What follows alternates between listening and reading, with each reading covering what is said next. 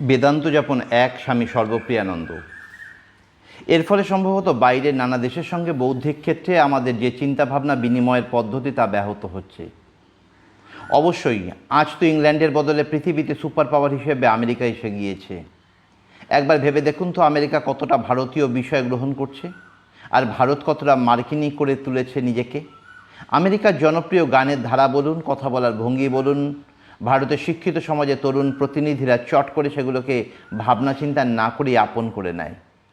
এখন কথা হচ্ছে যে এর থেকে ভালো দিক থাকতে পারে, কিছু খারাপ দিকও থাকতে পারে, বিষয়টি সেটি নয়। আমার প্রশ্ন হলো, একদম একই রকম নকল হবে কেন?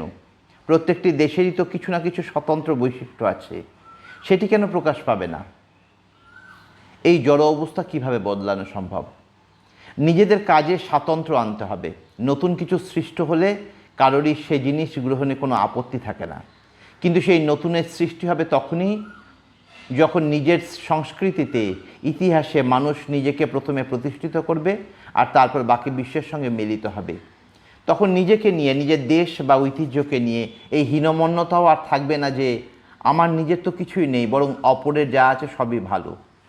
অনেকের প্রবণতা আছে বিদেশে থাকতে গিয়ে বা বিদেশকে অনুকরণ করতে গিয়ে দেশকে অবজ্ঞা করার, কিন্তু আসলে কী যে তারা অবজ্ঞা করছে, কী যে ফেলে সুখ স্বাচ্ছন্দ্যের টানে বিদেশে এসেছে, সে সম্বন্ধে মোটেও সম্যক জ্ঞান নেই। এতে ব্যক্তি জীবন বা কর্মজীবন কোনোটাতেই সেসব দিয়ে ফল ভালো হয় না। অক্সফোর্ডের অধ্যাপক মার্কাস ডু স্যাটয় আমাকে বলেছিলেন ইসরায়েলের কথা। 1948 সালে যখন ইসরায়েল গঠিত হলো, তখন তারা ঠিক করেছিলেন যে ইহুদি সংস্কৃতিকে রক্ষা করবার জন্য হিব্রি ভাষার প্রচলন ঘটাতে হবে। হিব্রু কিন্তু সে সময় প্রায় হারিয়ে যাওয়া মৃতপ্রায় একটি ভাষা, কিন্তু সৎ চেষ্টায় কি না হয়। ওরা একেবারে প্রাইমারি ক্লাস থেকে উচ্চশিক্ষার মঞ্চ পর্যন্ত হিব্রু ভাষা চর্চাকে পুনরুজ্জীবিত করলেন। গণিতজ্ঞরা হিব্রু ভাষায় নতুন নতুন গাণিতিক শব্দবন্ধ সৃষ্টি করলেন। ঠিক এখানেই আমাদের মনোবলের অভাব। ভারতে উচ্চশিক্ষার ক্ষেত্রে যদি কোনো বিষয় নিয়ে নিজের ভাষায় পড়তে বলা হয়, অনেকে এই চিন্তাতেই অস্থির হয়ে যায় যে সব ভালো ভালো বই যেখানে ইংরেজিতে, সেখানে হঠাৎ আঞ্চলিক ভাষায় সে পড়তে যাবে কেন?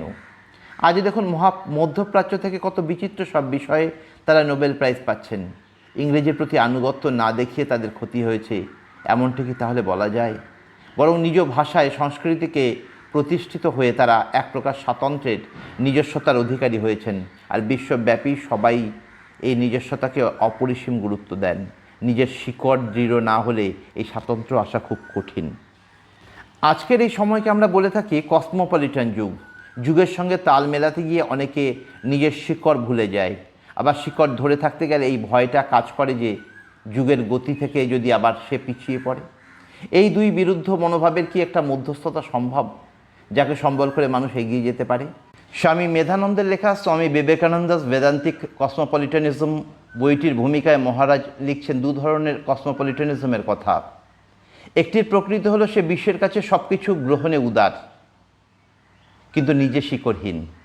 আর অপরটি হচ্ছে রুটেড কসমোপলিটনিজম, নিজের শিকড়ে দৃঢ় আর বহির্জগৎ থেকে কিছু গ্রহণেও উন্মুক্ত। স্বামী বিবেকানন্দের কসমোপলিটনিজম হলো এই দ্বিতীয় প্রকৃতির। শিকড়হীন হওয়ার সমস্যা হলো নিজের জমি ঠিক না থাকলে খুব শীঘ্রই আমার বিদ্যা বুদ্ধি, আমি ও আমাদের ক্ষুদ্র গণ্ডিতেই ফিরে আসে। নিজের দেশের সঙ্গে, মানবতার সঙ্গে, আধ্যাত্মিকতার সঙ্গে নিজেকে যুক্ত করার ঔদার্য আর থাকে না। আমাদের প্রাচীন দার্শনিকদের মতে ওইটি জ্ঞান নয়, বরং অজ্ঞানতার লক্ষণ। এর প্রতিকারী হয়ে উঠতে পারে স্বামীজির রুটেড কসমোপলিটনিজম।